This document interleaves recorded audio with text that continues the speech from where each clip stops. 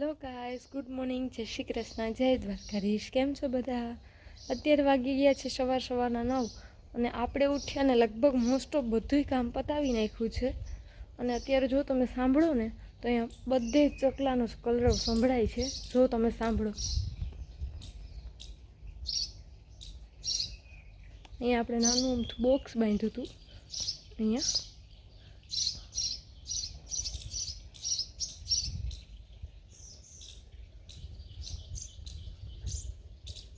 તો મસ્ત મજાનો ચકલા પણ કલરવ કરે છે. અને અહીંયા સવારમાં કબૂતર બી કેટલા બધા ચણ ખાવા માટે આવતા હોય છે.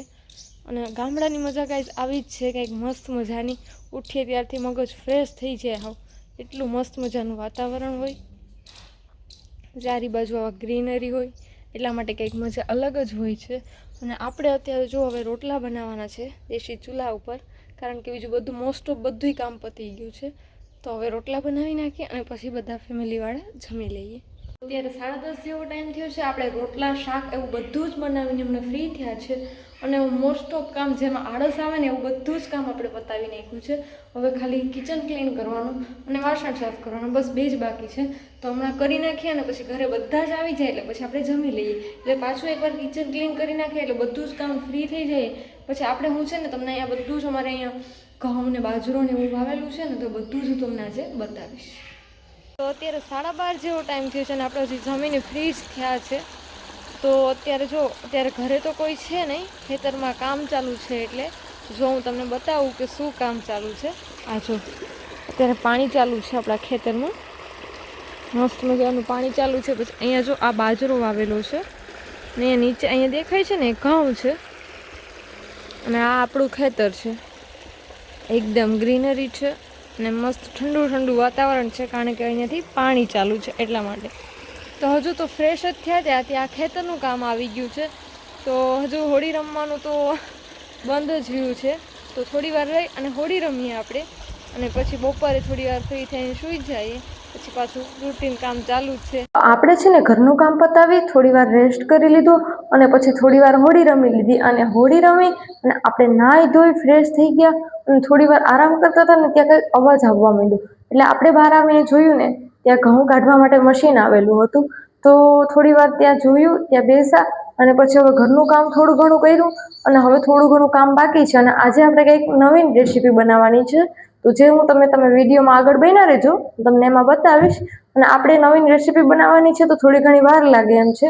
તો બધું જ ક્લિયર કરી લઈએ, બધું જ તૈયાર કરી લઈએ અને પછી તમને બતાવીએ કે આપણે શું બનાવવાનું છે. અને હમણાં પણ હું તમને બતાવું કે અહીંયા કેવું મશીન ચાલુ છે અને ઘઉં કઈ રીતના કઢાય, તે બધું જ હું તમને બતાવું. તો આગળ વિડીયોમાં બન્યા રહેજો. તો આ મસ્ત મજાના ગોલા આવી ગયા છે, તો થોડી વાર ગોલા ખાઈ લઈએ. ખાવો કે બેન તને ગોલો? તો આપણે ગોલો ખાઈ લઈએ. તો આપણે મસ્ત મજાનો ગોલો ખાઈ લીધો અને હવે આપણે બનાવવાના છે મુંબઈ સ્ટાઇલના વડાપાઉં. તો વડાપાઉં બનાવવા માટે મેં અહીંયા છે ને ગ્રીન ચટણી બનાવવા માટે મેં અહીંયા લસણ, ધાણા, મરચાં એ બધું જ કટિંગ કરીને રાખી દીધું છે. હવે કટિંગ કરેલું છે તો આપણે એને મિક્સરમાં ક્રશ કરી લેશું અને એની પેસ્ટ બનાવી લેશું. અને એની આપણે ચટણી બનાવવાની છે. તો ચટણી બનાવી લેશું. પછી એક આપણે સૂકી ચટણી બનાવશું, જે આપણે પાઉં ઉપર ને રાખીને ખાઈએ ને ગોટા ઉપર, તો બહુ મસ્ત મજા આવે એટલા માટે. તો એ બનાવી લઈએ અને એક સોસ જેવી ખટ્ટી મીઠી ચટણી બનાવી લેશું. તો આ 3 ચટણી હોય તો બહુ બેસ્ટ ટેસ્ટ આવે, એટલા માટે આપણે 3ય બનાવી લઈએ. અને પછી આપણે એક ગોટા જ બનાવવાના રહી. તો ગોટા તો સાવ ઈઝી છે. તો આપણે ગોટા બનાવશું ત્યારે આપણે મળીએ પાછા. તો ત્યાં સુધી હું આ 3ય ચટણી બનાવી અને પછી પાછી હું તમને બતાવું. એટલે અહીંયા મેં કાંઈ નથી નાખ્યું, બસ આ 3 વસ્તુ નાખી અને એમાં બીજો આપણો નોર્મલ મસાલો આવે એ એડ કરી દેવાનો, જેથી કરીને તેનો ટેસ્ટ સારો આવે. તો હવે આપણે બનાવવાની છે કરકરી ચટણી, રેડ કલરની. આપણે સૂકેલા મરચાં નાખીને. તો એના માટે આપણે થોડું લસણ ફોલી લેશું અને પછી એ મિક્સરમાં આપણે એને ક્રશ કરી લેશું. તો મસ્ત મજાની કરકરી ચટણી બની જાય. તો આપણે પહેલાં બનાવી લઈએ.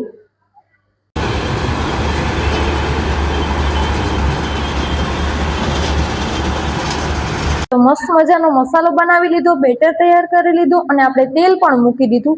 તો બધું જ તૈયાર કરી અને તેલ મીડિયમ ફ્લેમ ઉપર ગરમ કર્યું, જેથી આપણા ગોટા એકદમ ક્રિસ્પી બને. તો બહુ મસ્ત લાગે, કારણ કે થોડી વાર પડ્યા રહે ને તો એકદમ પોચા થઈ જાય એ માટે. તો જો હું તમને અહીંયા બતાવું. અહીંયા જો આ બેટર છે, એકદમ થીક બેટર રાખીએ ને તો બહુ મસ્ત ગોટા થાય. પછી આ આપણા ગોટા થોડા ઘણા મેં બનાવ્યા અને અહીંયા મસાલો છે અને આ થોડા ઘણા ગોટા મેં બનાવ્યા છે. તો એકદમ ક્રિસ્પી થાય છે અને અહીંયા પાછા મેં નાખ્યા છે. તો એકદમ મીડિયમ ફ્લેમ ઉપર આપણે બનાવવાના, જેથી છે ને એકદમ ક્રિસ્પી થાય. તો આ મસ્ત મજાના ગોટા બને છે. અને આપણે છે ને હજુ ઘણું બધું કામ બાકી છે. મેં શાક બનાવ્યું, દાળ બનાવી અને આપણે સંભારો બાકી છે હજુ. તો રોટલા પણ બાકી છે, એટલા માટે, કારણ કે આજે થોડું વધારે કરવાનું હોય તો વધારે વાર લાગે એ માટે. તો હજુ કિચન પણ ક્લીન કરવાનું બાકી છે. તો હું છે ને રોટલા બનાવી લઉં, સંભારો બનાવી લઉં, પછી તમને આખી જ મેં જેટલું રસોઈ બનાવી એ બધું જ હું તમને ડીશ તૈયાર કરીને બતાવું ને, પછી તમે કહેજો કે મેં કેવા વડાપાઉં બનાવ્યા. એ બધું જ કરી લઈએ. પછી કિચન પણ ક્લીન કરવાનું બાકી છે, કારણ કે જો અહીંયા તમે, કારણ કે કિચનમાં આપણે કંઈક કામ કરતા હોય ને એટલે ગંદુ થાય જ, કારણ કે આપણે એક સાથે બધુંય ન કરી શકીએ એ માટે. તો આપણે બધુંય કરી લઈએ. અને મેં તમને બતાવ્યું છે કે અહીંયા ઘઉંમાં કઈ રીતે આપણે મશીન ચાલે છે અને ઘઉં કઈ રીતના નીકળે છે.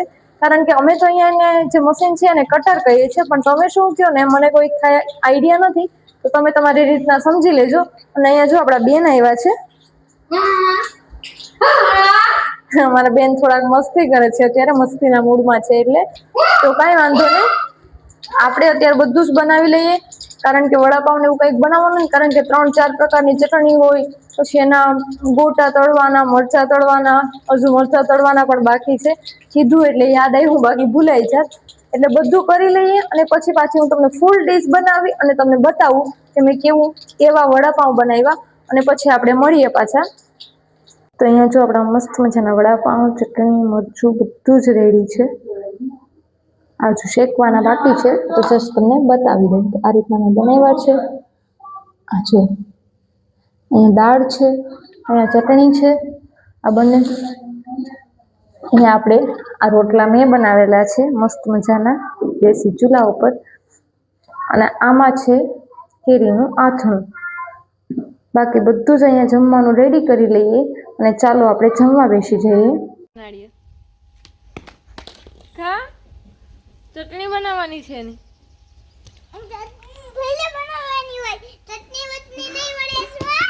જો ગાઈસ, હું ખેતરમાંથી એક નારિયેળ લઈ આવી હતી. તો બેન કે મારે ખાવું, અને મેં કીધું ના, મારે ચટણી બનાવવી. એટલે જો મને મારે છે. કેમ મારે? કેમ મારે? કાલે છે ને મોટી માથાકૂટ થઈ હતી, એ સ્ક્રિપ્ટ હું જરાક મૂકવાનું જ ભૂલી ગઈ હતી. તો આજે હું એડ કરી દઈશ કે શું માથાકૂટ થઈ હતી. અને થોડું તમને વર્ણન કરી દઉં કે માથાકૂટ એ બાબતમાં થઈ હતી કે હું છે ને નારિયેળની ચટણી બનાવવા માટે હું નાળિયેર લઈ આવી હતી. તો મારા બેન કે નહીં, મારે નાળિયેર જ ખાવું છે, એટલે મને નાળિયેર મારતા હતા. તો એ માથાકૂટ થઈ હતી. અને આજે છે ને બહુ થાકી ગયા છે.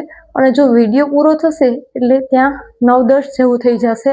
તો આજનો વિડીયો અહીંયા જ એન્ડ કરી દઈએ. જો આજનો વિડીયો તમને સારો લાગ્યો હોય તો અમારી વિડીયોને લાઇક કરો, શેર કરો અને સબસ્ક્રાઈબ કરી દેજો.